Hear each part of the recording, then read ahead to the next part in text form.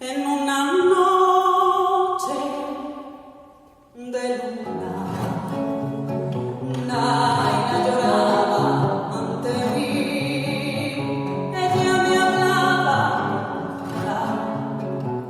puso en mis labios ternura.